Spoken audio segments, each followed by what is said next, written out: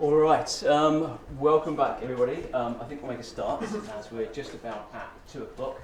I appreciate it's very warm in here, so I won't be offended if you need to nip out and get some fresh air, get a drink or whatever, and then hopefully please do come back afterwards. I might do that myself actually at some point. So my name's Mark Anderson, and I'm really excited to see so many people here for this weekend. I don't know how many of you have been here for the whole weekend, or if you just come here today, or just for this afternoon. In any case, it's fantastic as the department is celebrating 140 years of providing lifelong learning, which I think is a fantastic legacy and very much going from strength to strength. My own relationship with the department has been going for about 20 years now. I first came here as a student to do one of their postgraduate diplomas in professional archaeology. And that led on to a master's in the same topic, some fantastic jobs in archaeology, and then a PhD in South Africa in archaeology and anthropology. So it's definitely a really valuable way in for people coming from all different walks of life, different backgrounds, different educational and academic experiences.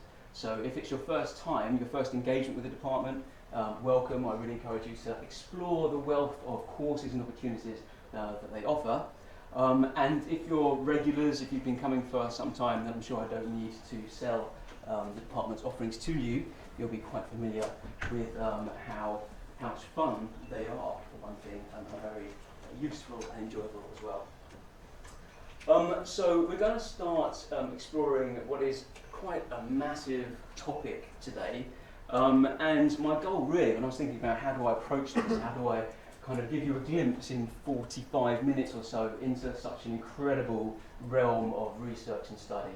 And I realised the best place for me to start is simply to talk about some of the things that I find most exciting and fascinating about this whole concept of religion, ritual practice, the supernatural, because these are things, these are concepts, these are realities that have been of critical importance for all of us as a species, for as far back as we can see. Okay, so massive topic. We're going to dip into a few bits and pieces and essentially dip our toes in the water of some of the key, what for me are flashpoints of insight into this exciting space. Now let's have a quick show of hands, if you don't mind. Who here has had any prior contact with anthropology as a discipline, any aspect of anthropology? Good, okay, so that's probably about half, I would say, almost half. What about cultural anthropology specifically? Yeah, good, excellent. Well, for those of us who are perhaps new to this discipline, I know we all come here to study a whole range of fantastic subjects, it's worth spending a few minutes just talking about what is anthropology. And when we're talking about anthropological approaches to studying religion, that means something quite specific, because of course there's a number of different ways you could approach the topic of religion. Okay, you've got theology. Anyone want to kind of suggest why anthropology might be different to theology as an approach to exploring this topic? What's special about theology as an approach, perhaps? Anyone got any ideas? It's from the perspective of belief, is it not? Good, excellent, yeah. So the theologist will already be coming from a position of belief and usually will be exploring aspects of their own belief systems. The anthropologist is very much taking a step back from that and saying, actually, it's not my job to even decide what is true or not. Okay, so I suppose there's an invitation at this stage for all of us to put our anthropologist hats on and take a step back, perhaps from our own belief systems, whatever they might be, and start to approach this from what is very much a cross-cultural perspective, to try and understand how people from around the world approach this realm of human existence and what it means for them.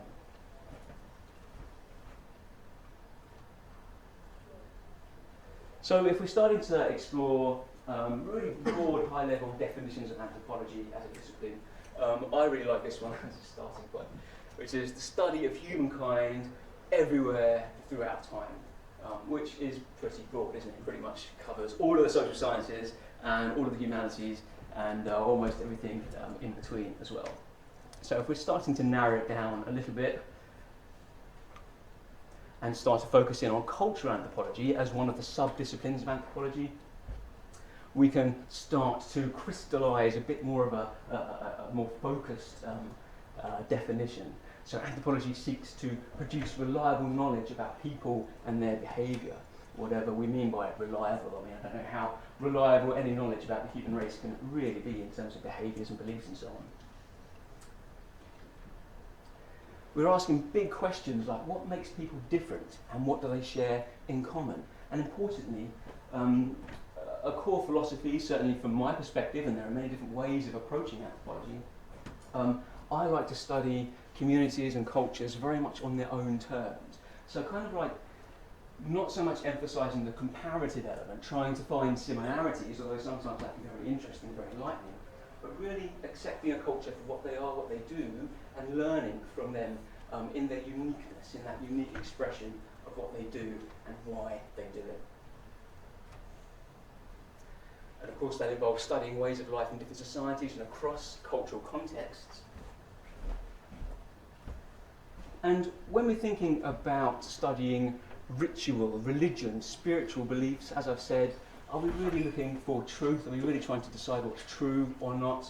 Are we making judgments about, is it worth praying to that particular spirit in that tree, whatever it might be?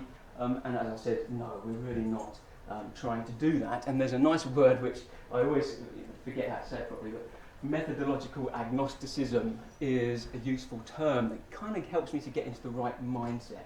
Agnostic because I'm not here to decide whether something's true or not, or whether you are correct to have those beliefs, or whether they should differ from my beliefs. And the purpose of that agnosticism is methodological, so it's for the purposes of approaching this field of study. Okay, so really not being judgmental, keeping an open mind, and allowing cultures and practices to speak for themselves. So religion, obviously a very emotive term, can be quite challenging. It's not the sort of thing that you would typically talk about around the dinner table, for example. But one of the key questions for me is, okay, well, where did it all begin?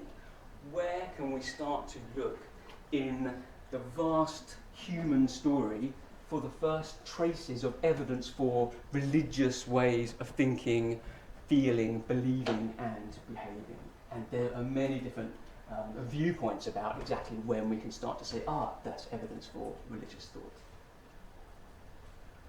Anyone know what this is? No, close, but not quite. Could have been used as one. Any other guesses? No? A stone thing. I mean, something that's been chipped off a stone. You're getting closer. So it's definitely an artifact and it has been manipulated by human hands. This is actually, and I don't know why you actually guessed, it doesn't actually look like what it really is. This is an elephant tibia, so it's a piece of bone. And it is old. It is coming from about 350,000 years ago.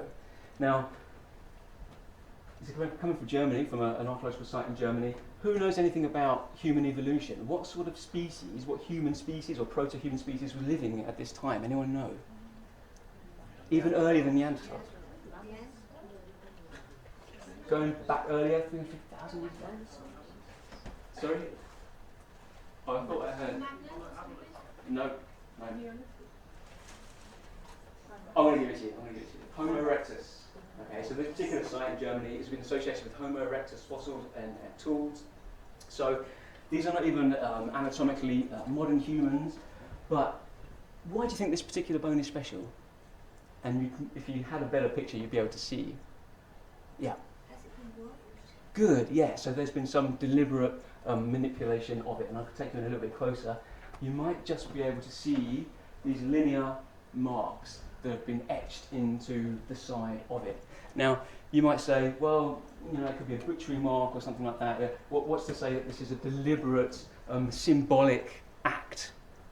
Well, trust me, there's been a lot of research done on it. I don't understand all of the science, but they tell me that the spacing between the incisions and the direction that they're all coming from and the type of tool that seems to have been used suggests that this isn't a functional scarring of this bone. This is a deliberate and probably symbolic influencing of the shape of this object. And for me, and some would disagree, for me this is the first sign really that I feel comfortable with that human beings have developed the capacity for symbolic thought, and with the capacity for symbolic thought comes the capacity for religious thought, conceptual thought. As soon as human beings start to be able to tell themselves stories about the world, then it creates room for that possibility.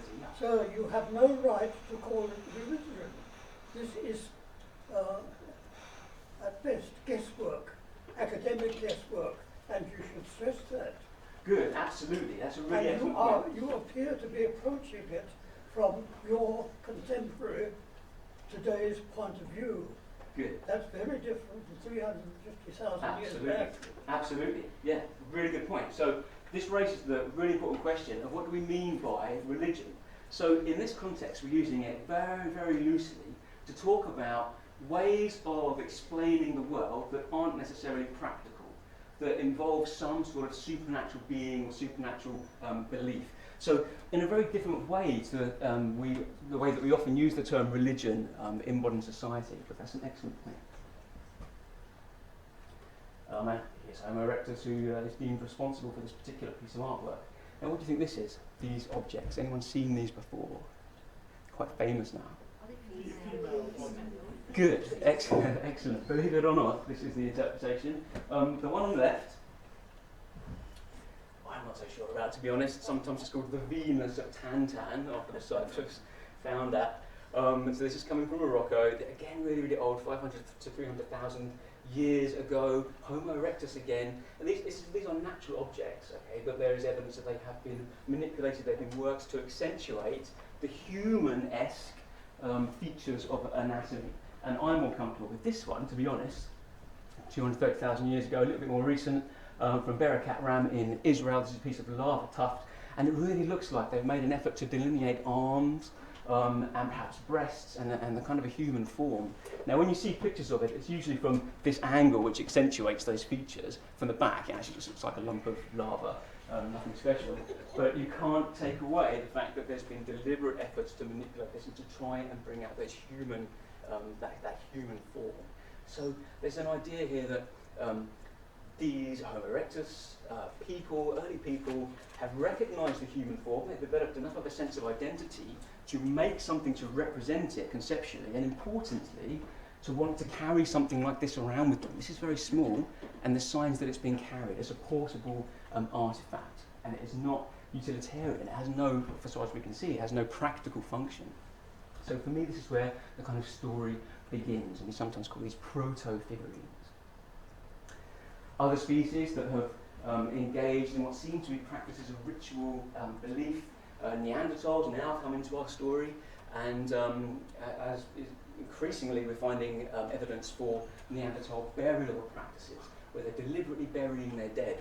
And this very famous example from Iraq, the Shanidar cave, 35 to 65,000 years ago, there are 10 Neanderthals buried in this particular cave that span that whole period. And there's clear evidence that these are deliberate burials, and of course, what does that kind of signify if you're deliberately burying somebody, perhaps? Ritual, yeah, because you must have some sense that they need to be buried, because something might happen in the afterlife. There needs to be some process, there needs to be something undertaken. Now, some of the more cynical scholars might say, well, it could have just been a kind of a hygiene issue, because if everyone's dying nearby, you don't really want that, you need to dispose of the body. I am much more aligned with the idea, I believe more in the idea that these are deliberate burials, and that says something about the level of social development, perhaps something about the beginnings of a belief in the afterlife. And this particular burial here was found with some deliberately deposited flowers, bunches of flowers it seems. So again, that's raised a whole bunch of questions about why were these flowers put in there? Whatever the reason, it seems to suggest that this is special.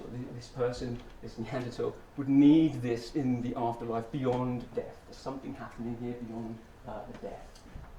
Again, the cynics would say that it was animal burrowing that kind of deposited the flowers in the grave accidentally, but I guess we'll never really know potentially what the significance of this is, but it's intriguing nonetheless.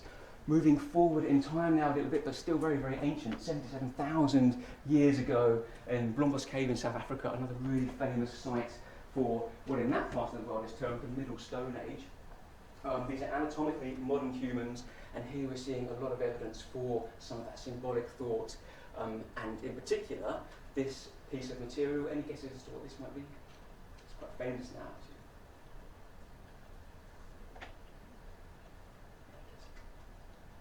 Yeah. What if I say you can use it to colour something? You can use it as a pigment. Excellent, excellent. Yeah, so this is red ochre, a piece of red ochre. Now in cultures all over the world and throughout a long period of prehistory and even today, red ochre is used for a number of things, but particularly for its coloration purposes, for body adornment, for painting sometimes. And here we've got a big lump of it from Blombos Cave with these deliberate incision marks. We don't know what they mean, but it seems likely that it didn't have a functional purpose. There was something else going on here, something conceptual. And the link with the red ochre, which is often ritually involved in ritual activities, is all the more intriguing. But it's really only when we get up into the Upper Paleolithic, the Ice Age. I'm sure we're all familiar with some of the incredible things that started to happen in this period. We get almost you could describe it as a flowering of artistry among these people, anatomically modern humans, of course, in this period. And many of us, I'm sure, will recognise this, the so-called Lion Man. He came to the British Museum just recently, actually, in the exhibition that was on there. And this is mammoth ivory. And this is the first real kind of tangible evidence that these people had religious thinking. And again, we're using that term very, very loosely, very broadly. They had some sort of spiritual concept of a supernatural realm, or perhaps supernatural beings, because this is a human form with a lion head. It's not something that, as far as we know, existed in real life at that time. It is a concept, it is an idea, it is something that was clearly significant to these people. It's been handled a lot, it was carried around, and of course it's given rise to all sorts of ideas about, was there some sort of early shamanistic practice? Was there somebody in this community who had some spiritual or quote-unquote religious specialization that required the carrying of this incredible artifact? It's about that tall. And again, from this period, incredible things coming out around Europe. Now this is starting to look a bit more like a female form. Again, it's mammoth ivory. This is the Venus of Holyfells. Absolutely fantastic. It's only about that big. What do you notice about the top of it? No head. Sorry? No head. No head. What is there instead of the head? Good. Excellent. Excellent. So what is the suggestion there? Good. Yeah, so this is starting to look like a pendant, something that would be worn around the body.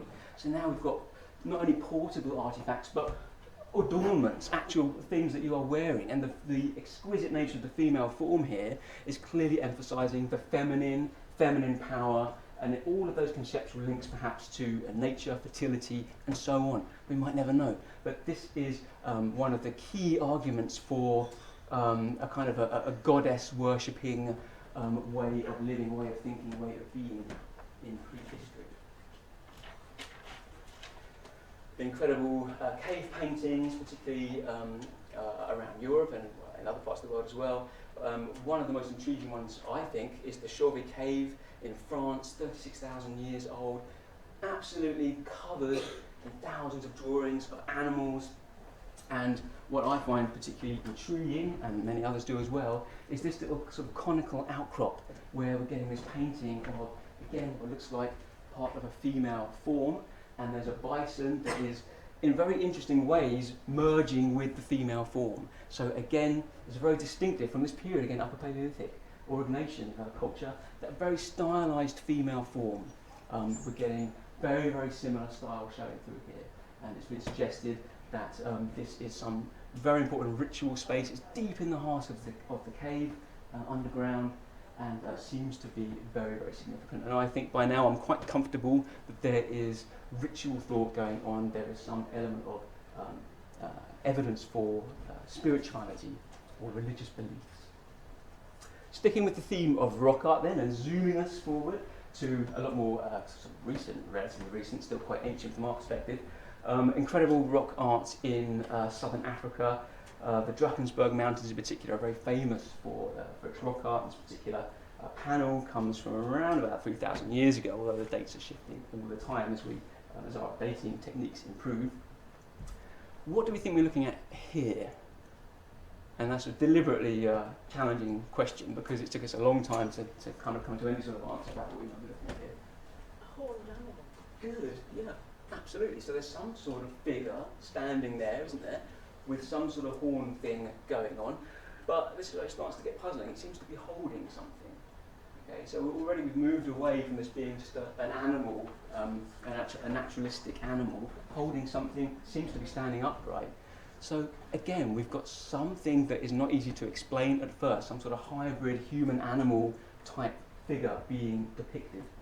Now, these sorts of images are being found again and again in the Southern African rock art.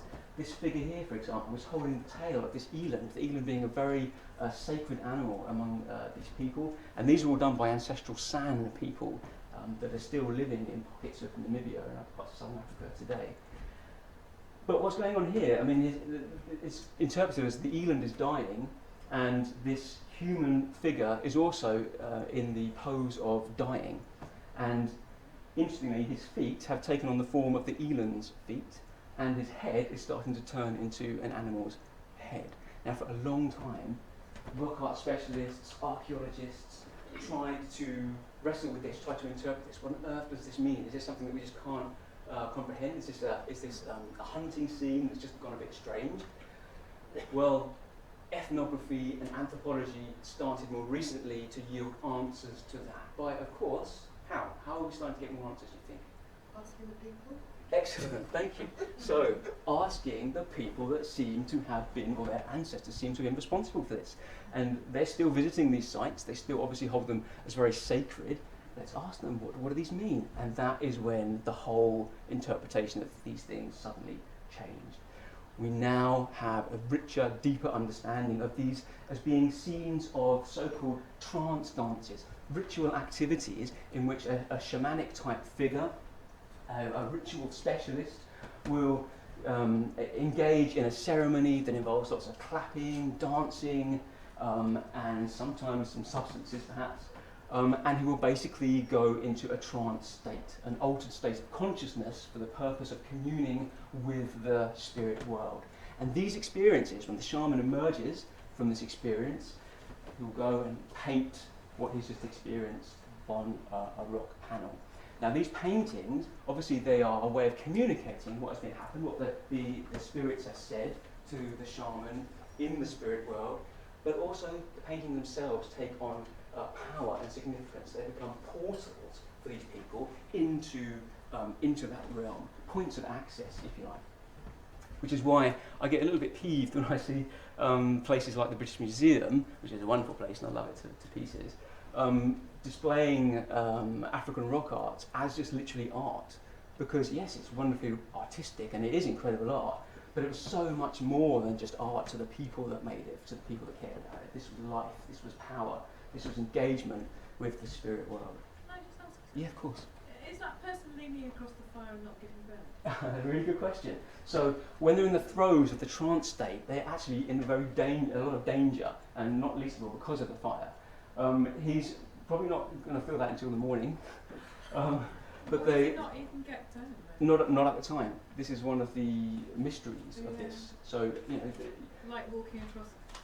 Cold. very similar concept. When people are in a trance state, and we see this in different cultures around the world, things can happen to them that you would normally think, oh wow, that's like game over. Somebody's just like smashed a glass in your face, which does happen in some parts of the world, and they're seemingly unaffected, seemingly unharmed because of the power of that trance state. We don't fully understand it. There is research going on into the cognitive mechanics of that and the psychological mechanics. But feel it the next day. Always. Not as much as you would think. You would expect them to be pretty much incapacitated, but actually, for these people, this is what they do. This is their way of life. They expect it. And sometimes the sensation of these extreme physical experiences are part of that contacting experience, enabling them to make contact with the spirit world. So this leads us into the incredibly fascinating, big, vast world of shamanism. And shamanism means different things to different people in different cultural contexts. I've already described the essence of it as being this process of entering an alternate state of consciousness.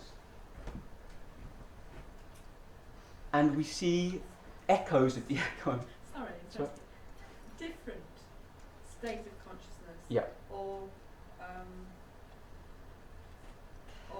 would it be? Is it just a different state of consciousness? It's something that we don't fully understand. I mean, there are modern practitioners that will describe what they experience as an altered state of consciousness. So it's a sense of being outside your own body and having, in that state, having visions and experiences and receiving messages, I guess, that you wouldn't ordinarily have access to without being in that altered state of consciousness. So many different parts of the world we see similar kinds of practices. Many of us would be familiar perhaps with some of these cultures in Central and South America who are known perhaps for taking substances sometimes to help them get into that altered state of consciousness. Sadly, just last week there was a tourist that died because he was engaging in these ceremonies, and obviously the substance that was taken didn't agree with him. Threads and similarities, obviously very important differences and uniqueness among these cultures, which is really important. But the term shaman actually originates from the world of anthropology in terms of when we first recognised it, and it's attributed to the people up in the so-called Arctic Siberian complex, okay, of cultures up in the northern hemisphere. And these groups of people, and there are many different identities, different communities and tribes, if you like. Here's an example of a Mongolian shaman. This is where anthropologists first encountered this phenomenon and first described it in any detail. And that term has now been taken and used to describe something much more general that has some shared characteristics. Key elements of the shamanic practice then is the invocation of spirit guides, and these can be animals, these can sometimes be ancestors that have died recently. What distinguishes it from other types of ritualized practice is this idea of soul journeying. So in the altered state of consciousness, shamans will actually, they describe it as their soul goes on a journey into the spirit world, and there they can talk to people, they can have encounters with spiritual entities and beings. And sometimes if a person in the community is unwell, or sick, or some calamity has befallen them, it's sometimes interpreted as that their soul has gone wandering. Their soul has wandered out, and the shaman's job is to go back into the spirit world and retrieve that soul and restore that person to wellness. Within the community, they play a really important role around mediation of disputes. Sometimes that soul journey can go and they can receive wisdom from the other world about who's responsible for what and what to do to fix it. And importantly, healing. So they have a really important role to play in actual healing of the community. So yes, these are spiritual specialists, but they play an essential function, an essential role in these societies.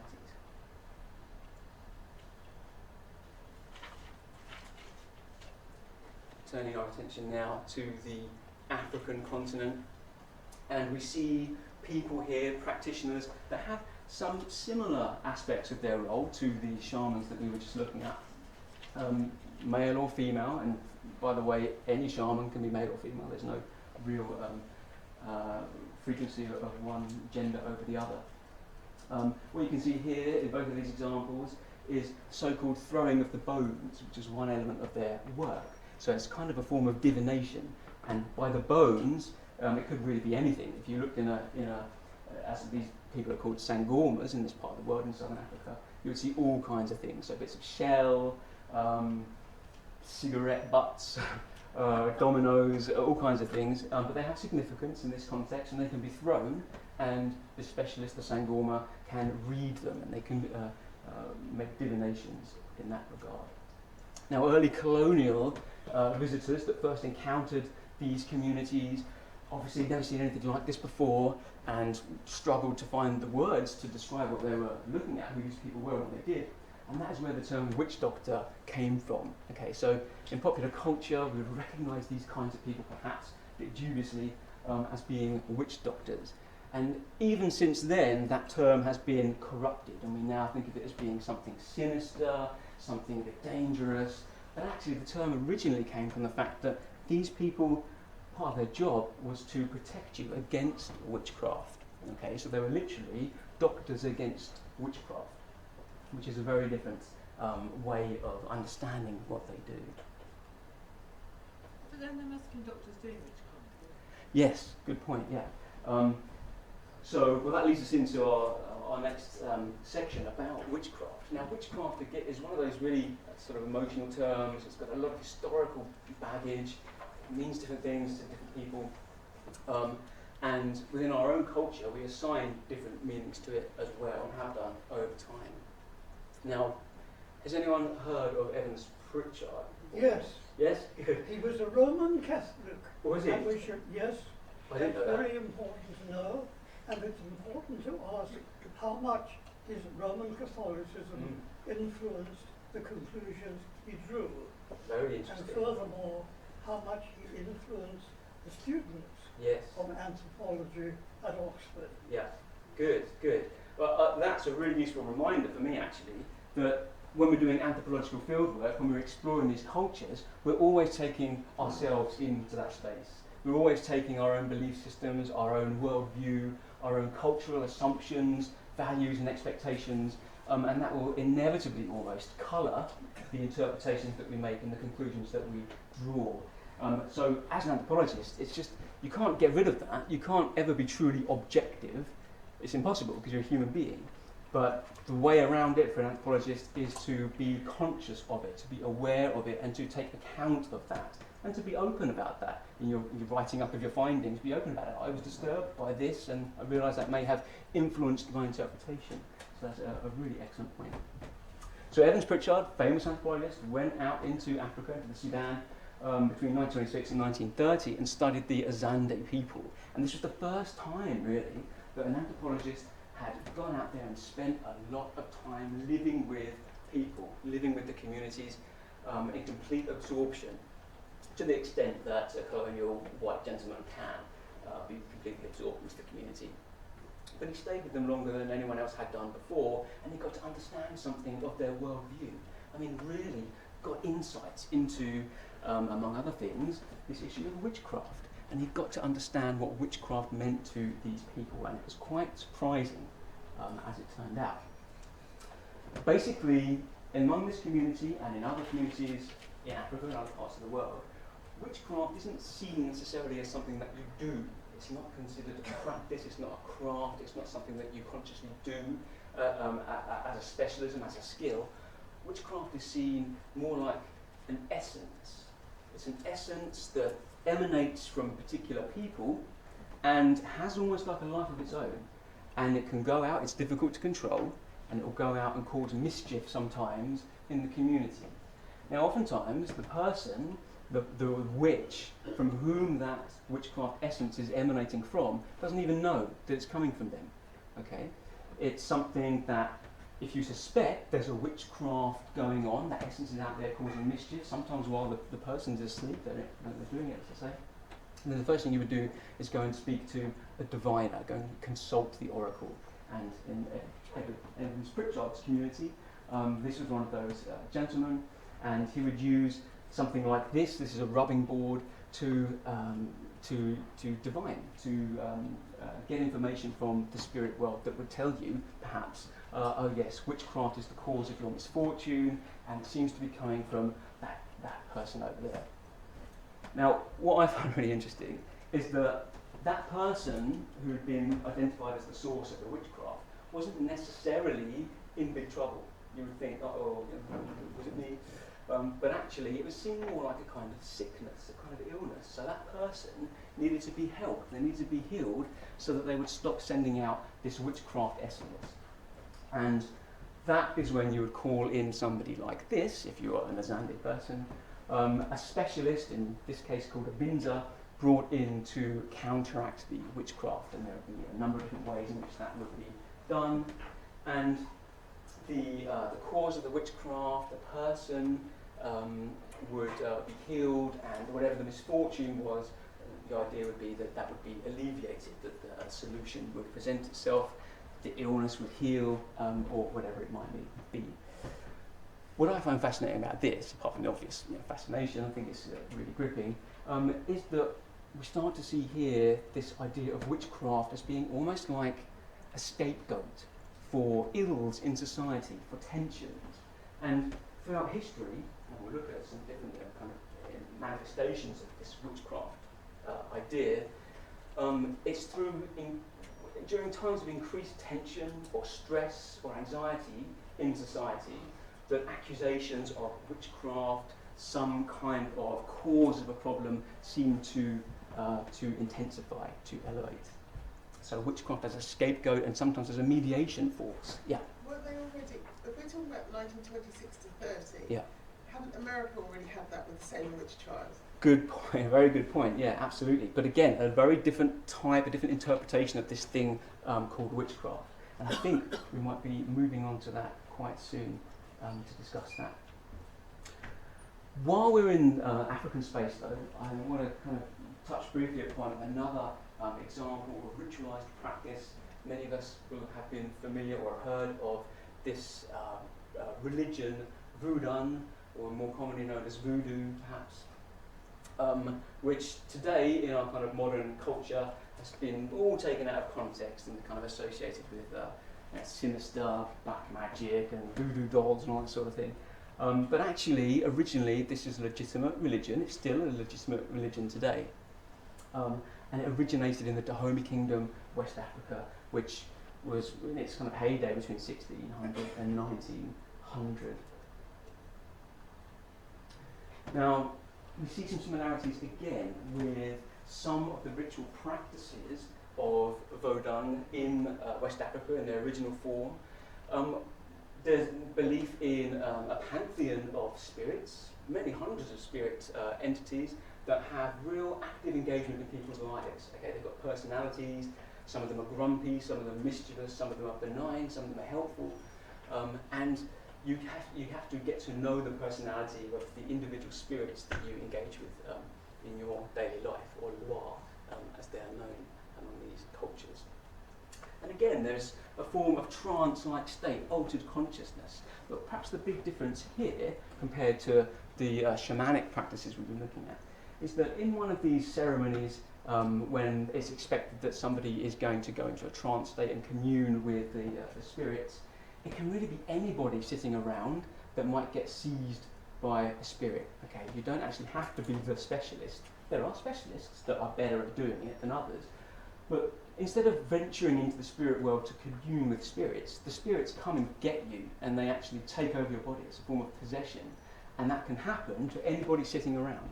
So sometimes, I mean, there have been reports of people just watching a ceremony going on, not really that interested, and suddenly a spirit goes into them and they become animated, and again, very dangerous things happen when you're in that sort of state, with surprisingly little. Yeah. Anybody that's gone out from a university or as a Westerner, Yeah, does that happen? Is that anybody absolutely. I'm not aware of any academic having been possessed in this sort of scenario, and if they had, I'm not sure they would be that upfront about it, to be honest. But it's very interesting, and there's been a lot of academic study of this process. Now, historically, of course, voodoo as a religion has had quite a varied and challenging journey, but I think it's a fascinating journey that tells us a lot about ourselves. The Atlantic slave trade, the rulers in the Dahomey Kingdom were actually selling their people into the slave trade. So we ended up with a lot of practitioners of Vodun in Haiti, for example, which is on the way to the Americas, and then ultimately in America. Now, once these people came under the jurisdiction of the colonizers, they weren't allowed to practice voodoo anymore, even though it was so important to them and had a lot of significance for them socially, politically, in terms of their identity and so on. So Roman Catholicism was being forced upon them. They practiced their voodoo under cover of Catholicism, which I find absolutely fascinating. So Catholics obviously have a number of saints, which kind of maps rather neatly to the spirits, the identifiable spirits in the Vodun world. And so they would worship, they would kind of map individual Catholic saints to their known spiritual entities. So they would have actual names, and they would know that when they were talking to a particular saint, it would look like they were talking to a particular saint or praying to a particular saint, they were actually talking to their Vodun spirit, who was identified with that particular saint. So to me, that just shows how fundamentally important it was for people to maintain their religious practices. It was really important as a sense of identifying with the others as well from your community and other local communities who were suddenly wrenched from their homeland into very unfamiliar territory, incredible hardship, and this was something that was so important to cling on to. And they got quite clever about how they managed to maintain that. And this is an example of a voodoo altar, and you can see the blending there of religious influences. Now, so of course, as I said earlier on, voodoo has got all out of control in the popular imagination. It's all about voodoo dolls, black magic. In actual fact, the voodoo religion, there are some elements of it that would be considered challenging, perhaps, for us. Some of the ceremonies can appear to be a little bit grisly sometimes. Sacrifices are often made, usually chickens. Chickens get quite a raw deal in a lot of these scenarios. But there are curses, aren't there? Yes, yeah. There So are curses, because I knew somebody who bought a piece of land and didn't like it. Yeah. And he was ill all the time for years until he sold the land. yeah. So you're quite right. There is a dark side to voodoo, and practitioners don't like to talk about it that much because obviously they're dealing with the kind of bad reputation that it has in popular media. But yeah, it's like a lot of these spiritual powers. They can be used by people for negative outcomes or for selfish outcomes. And coming back to your question earlier on about witchcraft as being something you can do to somebody, that in anthropological terms would more commonly be known as sorcery. Okay, so if we think of witchcraft as an essence, sorcery is the deliberate manipulation of spiritual forces to do harm or to serve yourself at the expense of others. Okay, so sorcery, witchcraft. Now, in our own country, in our own culture, we're certainly not without our own magic, our own ritualised magical specialists. And has anybody heard of, I'm not going to ask you if you've heard this particular individual because I imagine it's quite unlikely, I've never heard of her until quite recently, the concept of cunning folk. Anyone heard of these people? Cunning men, cunning women, and both genders again. So these are people from England, and they had equivalents elsewhere in Europe, who were very much part of their local village community, but they had some special skills, they had some special knowledge of basically folk magic. So magic that was kind of available to anybody in the community. They had some knowledge of bits and pieces of it, but they were just really good at it, and they had expert knowledge, and they studied it. And often they came from a long line of people that had done the same thing. They had very specialised knowledge. And a big part of their work in their community was solving day-to-day problems. You wanted somebody to fall in love with you, then you'd perhaps go and see the local cunning person. Somebody owed you money and you wanted to put a little hex on them, something like that, you might go and see the local cunning person. And most villages, I would say, had somebody that would more or less fit this Bill's description, and that lady there, Granny Boswell, was one of the ones that come through the historical records. If you look through some of the old newspapers, for example, you might catch a snippet of reference to one of the old cunning folk. Now, there are many different sort of ways of practicing these arts, but very kind of rural, usually. Anyone heard of grimoires? Yeah? So these are basically magical text, magical books, sometimes spells. Sorry? I'm going to have to do this now off the top of my head. Grimmoir. Sound about right? E on the end. Yeah. Oh, yes, E on the end. Well done. O-R-E. I'm not doing that again. I-R-E. Grimoire, yeah, that's right. Yeah, well done. Note to self, put it on the slide next time.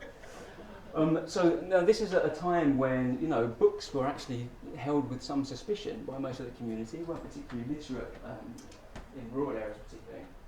And if somebody like one of the cunning people was seen carrying a book, it was kind of a big deal. You know, it's kind of a bit of a scary thing. You wouldn't really want to mess with that.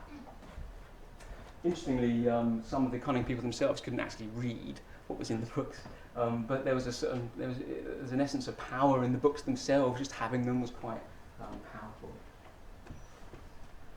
Now, witchcraft, of course,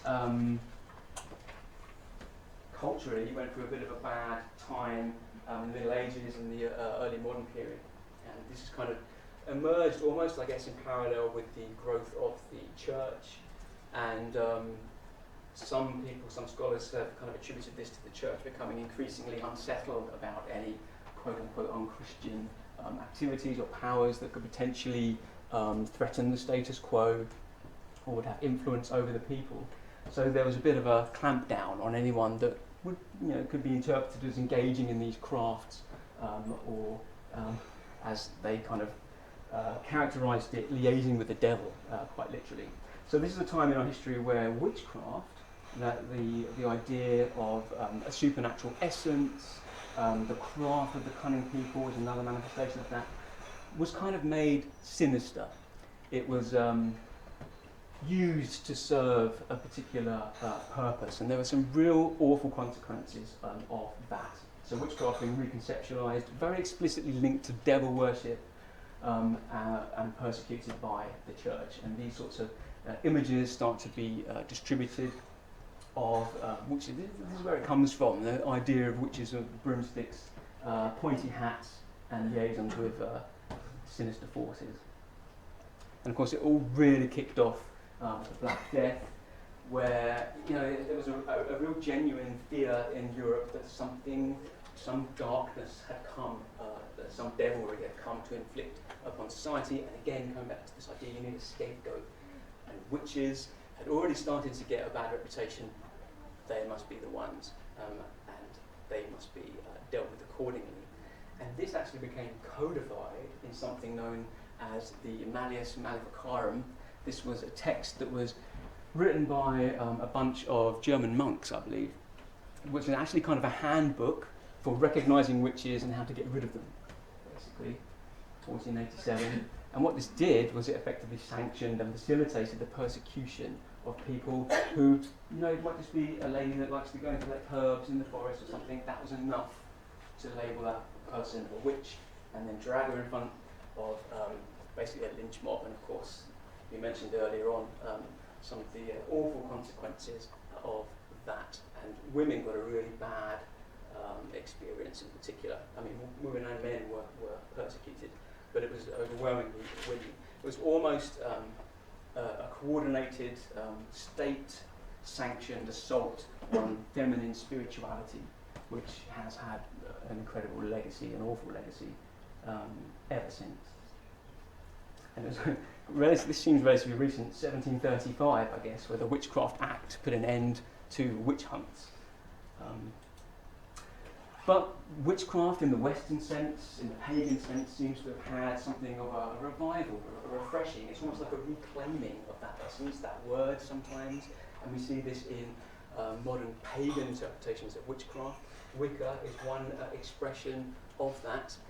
It's a quite an accessible religion, actually, and it is recognised as a religion today, where it's very much about connecting to nature, connecting to the earth. Again, there are numerous gods and goddesses, and it's a re-emergence of the power of feminine spirituality, which obviously many people find very appealing and very attractive. There are elements, sorry, I should have had a nudity warning before. There is an element of, I suppose, it being constructed in terms of Wicca in the modern form. So this chap here, Gerald Gardner, kind of reinvented something from what he says he found evidence of from an earlier time, an historic witchcraft. He kind of repackaged it, wrote it out, wrote codes, wrote rituals, and was considered the founding father of Wicca. But importantly, it seems to have really resonated with a lot of people, and perhaps it has started to touch something within people that we are, as a species, quite hungry for, and we see this expressed in many different so-called pagan groups and practices today.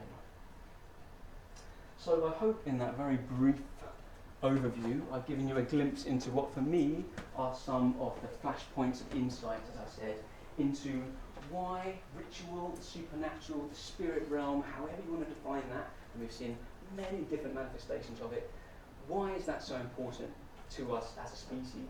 Is it something biologically? Some people have said that there's a gene that some people have that predisposes them to religious thought, religious feeling.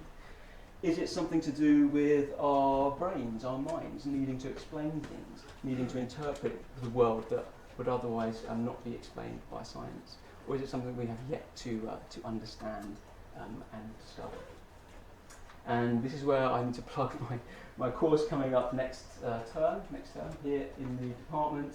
It's one of the 10-week weekly programs. Anthropology, Ritual and Religion will be exploring a lot of these topics in much more depth. Here's the outline. We're also going to get into animism. We'll go right into the story of voodoo, because I find that very fascinating. Sacred feminine, so picking up on that theme of the reflowering of feminine spirituality. Amulets and charms, and we go to the Pitt Rivers Museum and have a look at some of the objects in there. Vampires, believe it or not. And human sacrifice, just to leave it on a bit of a sinister note for us all. And before I open up to some questions, don't forget to check out the new exhibition that's just opened yesterday, I think, in the Ashmolean Museum, which touches upon, I believe, I haven't seen it yet, some of these themes and ideas. What time is that? So it starts 22nd of January. Time. Oh, good question. 7 to 9 usually in the evening. Yeah. Are you in January and afterwards prepared to enter into frequent debates?